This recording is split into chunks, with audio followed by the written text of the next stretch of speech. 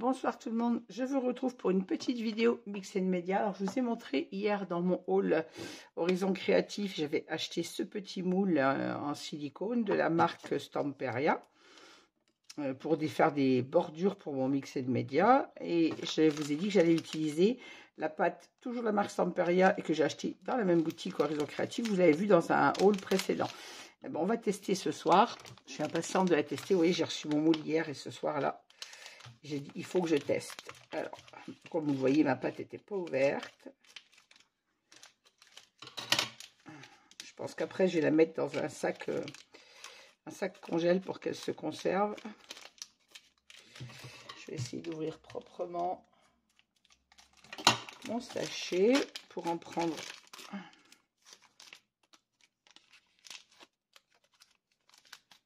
Elle a l'air souple à travailler déjà. Alors, je ne sais pas la quantité qu'il va me falloir. Alors, je précise que je n'ai jamais utilisé cette pâte. Enfin, c'est la première fois que je commande cette pâte à modeler chez Ninon. Je vais essayer une des petites frises déjà. Je pense que je vais faire un petit boudin pour venir la mettre dedans. J'ai pris trop même. J'en ai pris trop. Alors, c'est un test en direct. Hein. Je ne l'ai pas testé encore. J'ai reçu le moule hier et comme vous le voyez, la pâte, je viens juste de l'ouvrir avec vous. J'en mets plus, mais je vais essayer de rentrer tout ça dedans.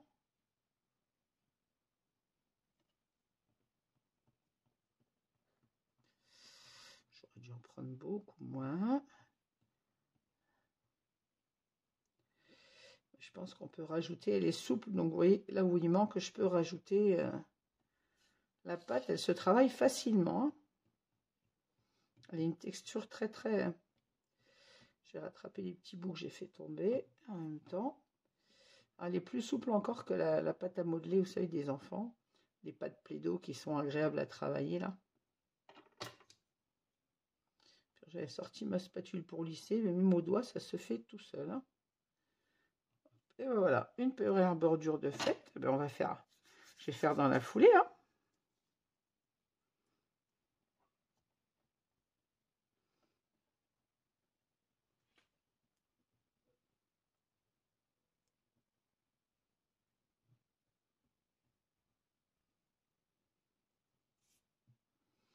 Je pense qu'il faut prendre le coup pour la travailler, pour ne pas en mettre trop, justement, pour ne pas la gaspiller. Je ne sais pas si à force de la travailler, on ne l'abîme pas. Je pense pas, c'est comme de la pâte à modeler. Et elle se met très bien, vous voyez, dans la frise. Là où je vois que ça manque un peu, je préfère remettre et venir racler après. En tout cas, pour le travail, vous voyez, sans la connaître, ça se fait tout seul. Hein. Je répète, hein, mais c'est la première fois que je l'utilise. Hein. Je n'ai pas la connaissance de ce produit. On ne peut pas dire que c'est parce que je la connais bien, que j'ai l'habitude de la travailler. Elle se travaille toute seule. Là. Je pense qu'il faut juste prendre le coup pour mettre la quantité nécessaire et pas plus dans le moule.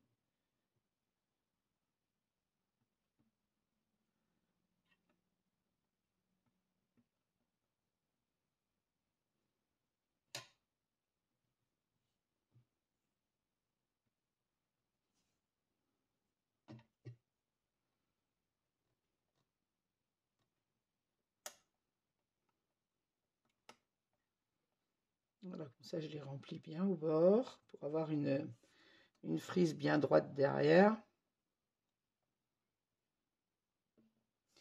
Alors sur l'emballage, c'est précisé séchage complet en 24 heures. Alors ce que je ne sais pas, c'est s'il faut attendre qu'elle soit sèche pour démouler ou si on peut démouler et laisser sécher à l'air libre, parce qu'il n'y a pas d'explication hein, sur le sac, c'est juste marqué séchage, je vais y arriver, en 24 heures.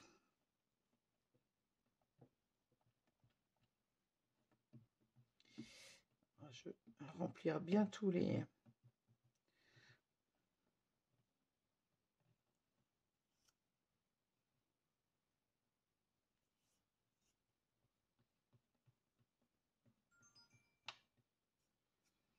Je remplis bien toute ma frise et ensuite je vais la lisser.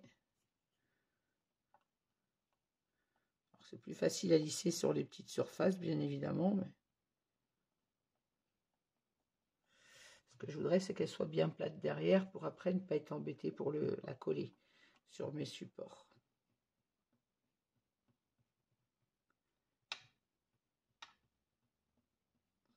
Quand elle se lisse très très bien au doigt.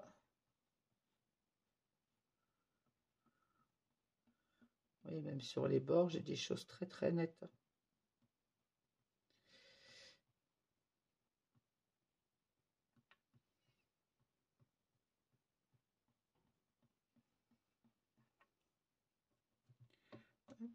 Voilà, je récupère mes petits bouts.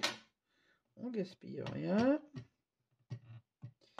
Je vous mettrai dans la barre d'infos sous cette vidéo le lien vers cette pâte à modeler. Alors celui du moule, vous l'avez sous mon haul d'hier.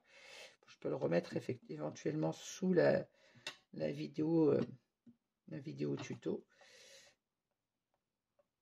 Et je vous remettrai le lien de la pâte également. Voilà, je pense que je vais laisser comme ça. Je vais regarder si... Regardez, même toute fraîche. Je fais je l'ai cassé par contre. J'aurais dû aller peut-être plus doucement. Je voulais vous montrer, essayer déjà si ça se démoulait et vous montrer ce que ça donne quand on démoule. Parce que je suis en train de me dire si on voulait le mettre sur une création encore frais pour le modeler. En fait, je pensais par exemple sur le tour d'une boîte ou le tour d'un pot en rond, parce que c'était à ça que je pensais notamment, mettre autour d'un pot rond. Il faudrait la mettre, la coller avant durcissement. Donc, je testerai. Là, je la remets en place. Vous voyez, malgré que je l'ai cassée, je la remets en place, tout simplement. Je pense que si je veux démouler, il faut que j'aille plus doucement que ce que j'ai fait. Voilà. Oui, j'ai réussi. J'ai raté mon démoulage, mais peu importe. Je la remets dedans. En insistant bien sur la jonction pour que ça se soude bien, entre guillemets.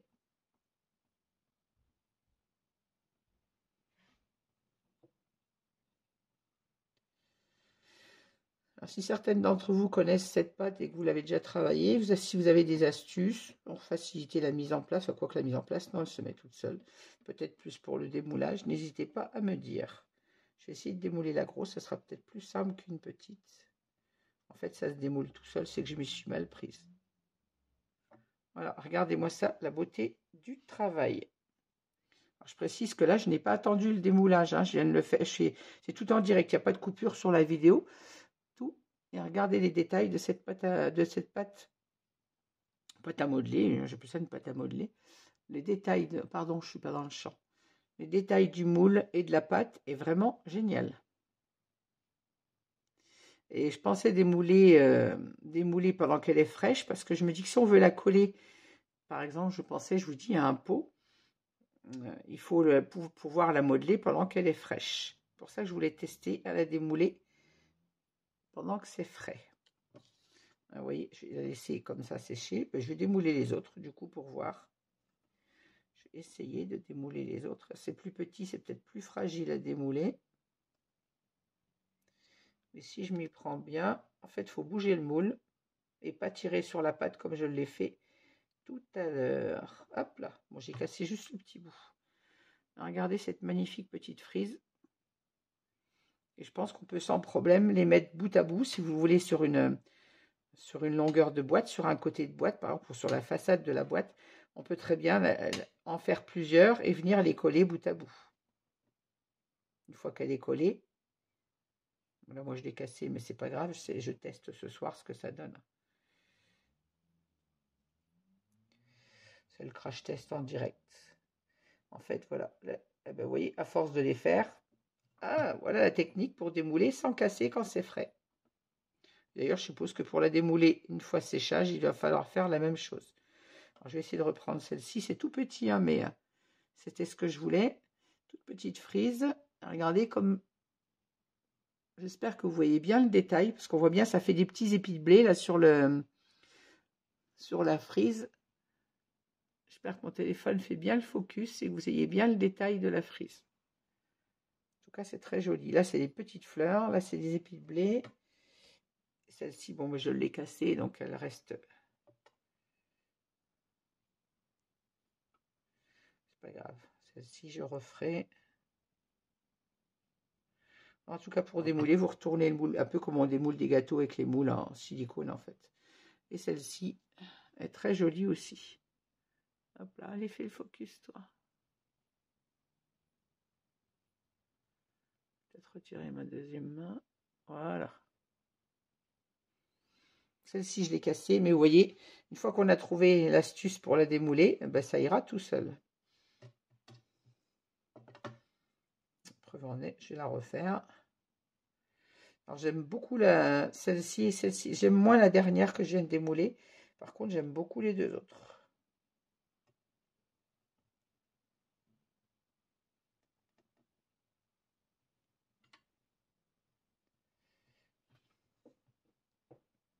Certains que si on veut des grandes longueurs pour mettre sur une boîte, il faut faire plusieurs frises les unes derrière les autres, puisque vous voyez, on arrive à les démouler même quand elle est fraîche.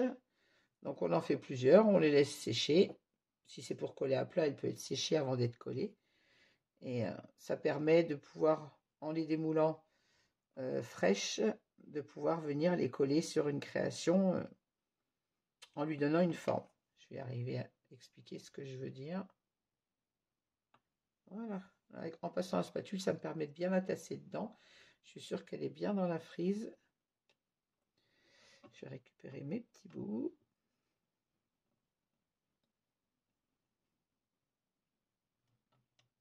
Après, je suppose que ça se nettoie bien tout seul. Là, c'est du silicone, donc comme les moules à pâtisserie.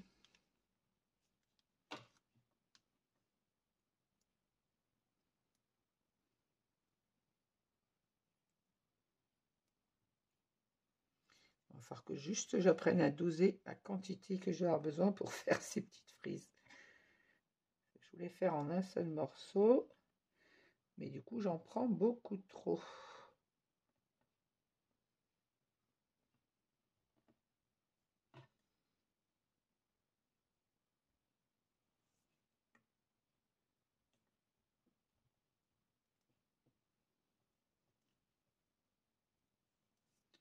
L'avantage sur les petites, c'est que c'est facile à lisser. Vous mettez votre lisseur bien à plat sur le moule. Et là, on est sûr que c'est bien lissé. Hop. Je vais refaire une grosse, mais avant de faire la grosse, je vais démouler les deux petites. Ce sera plus facile à démouler si j'en ai. Si elles ne sont pas toutes en même temps sur la plaque.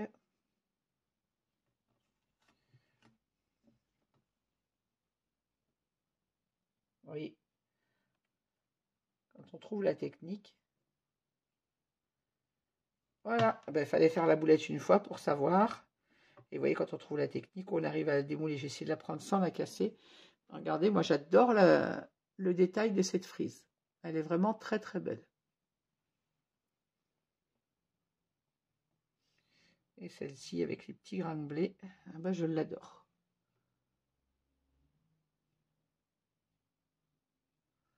Je ne sais pas si vous avez bien le focus, j'espère que oui. Hop. Alors, je vais laisser sécher à plat. Et c'est vrai qu'on peut les mettre après sur quelque chose de rond en lui donnant la forme. J'ai essayé de regarder avec celle qui est cassée, tout simplement. Quand elle est fraîche, du coup, vous pouvez lui donner la forme et la coller directement sur votre structure. Bon, là, je l'ai cassée, mais celle-ci, elle sera à refaire. Vous voyez, on peut la coller directement sur notre... si vous avez une petite créa, un pot à crayon, par exemple, vous voulez mettre votre frise autour, vous voulez la coller pendant qu'elle est fraîche. Et ainsi, elle aura la forme que vous voulez lui donner. Celle qui est cassée, je vais la refaire. Hop, je vais refaire une grosse, et puis voilà, on arrêtera pour ce soir sur ce tuto. C'était juste un petit tuto pour vous montrer l'essai de cette pâte. Parce que j'ai dit hier que je le ferais en essai avec vous. Je vais essayer d'être entière pour faire cette petite frise. Alors, je pense qu'il faut arriver à doser la quantité de pâte tout en mettant assez, parce que je pense que c'est mieux d'en mettre plus et de la racler que de devoir en rajouter pour avoir quelque chose de net en fait.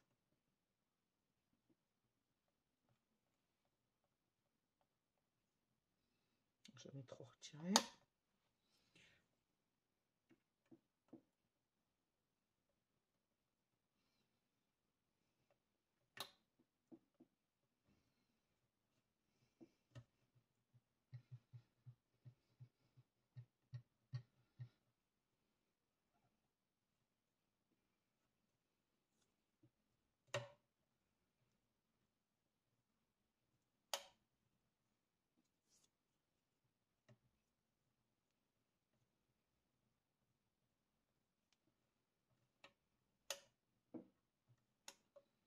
Voilà, on lisse bien la surface de façon à avoir une surface bien plate. Pour après, il faut penser au collage. Il y a un petit bout qui manque, je vais essayer d'en rebourrer dans le petit coin. Voilà.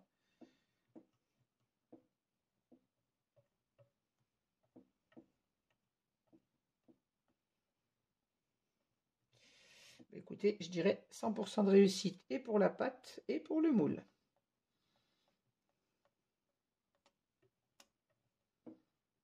Voilà, je vais refermer ma pâte. Je vais bien la ranger dans un sac congélateur, vous savez, ceux qui sont hermétiques là, pour pouvoir la conserver. Et je ferai d'autres moulages avec que je ne manquerai pas de vous montrer. On va démouler la grosse frise ensemble. Vous voyez, même la grosse, si on va doucement, vous retournez le moule, comme on fait pour un moule à gâteau. Et je vous la remontre en détail. C'est superbe. C'est vraiment très très beau. Vous voyez, elle se finit sur une demi-frise. On peut facilement la raccorder, je pense. Non, même pas, c'est une demi. Donc à l'envers.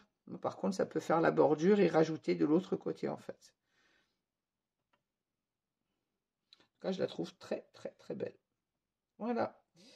Eh bien, écoutez, voilà pour ce petit essai en direct de cette pâte de structure et de cette pâte à modeler, carrément. Hein. C'est de la pâte à modeler. Alors, qu'est-ce qu'ils disent pas la seule chose que j'ai en français dessus, c'est pâte à modeler extra légère de couleur blanche. Elle peut être gravée, imprimée avec tampon et travaillée pour créer des décors 3D. Séchage à l'air libre en 24 heures selon l'épaisseur. Donc, ce petit frise-là seront sèches bien avant la grosse. Bien évidemment, il y a déjà un peu moins d'épaisseur peut-être. Puis surtout, elle est beaucoup moins grande en surface. Voilà, moi, je vais aller nettoyer mon moule et mes mains. Et je vais vous laisser sur ce petit tuto. J'espère que ça vous aura plu. N'hésitez pas à mettre un petit pouce en l'air si vous avez aimé cette vidéo, à me laisser vos commentaires. Et n'hésitez pas à aller sur la boutique de Ninon qui regorge de merveilles. C'est là où vous trouverez ces deux magnifiques objets de travail. Une pâte à modeler et un magnifique moule de la marque, tous les deux de la marque Stamperia. Je vais arriver à m'expliquer. Voilà, écoutez, sur ce, je vous laisse. Je vous souhaite à toutes et à tous une bonne soirée, une bonne nuit. Non, une bonne journée parce que vous aurez la vidéo le matin. En tout cas, moi, il est près de 23 h quand je vous tourne cette vidéo. Voilà, je vous fais des gros bisous et à bientôt. Au revoir et merci. Voilà, petit rajout à la vidéo. Vous voyez, mon moule s'est très bien nettoyé. Ça m'a pris 2 minutes. Juste à l'eau, je n'ai pas utilisé ni de brosse, ni de produit. Je l'ai juste passé à l'eau, mes mains pareil. Et tout est parti de suite. Ça n'est pas collé, vous voyez, dans mon moule. Même dans les petits creux, vous pouvez voir qu'il ne reste absolument rien. Tout est parti. La pâte que j'ai laissée dessus en démoulant, il reste rien, ça se nettoie nickel.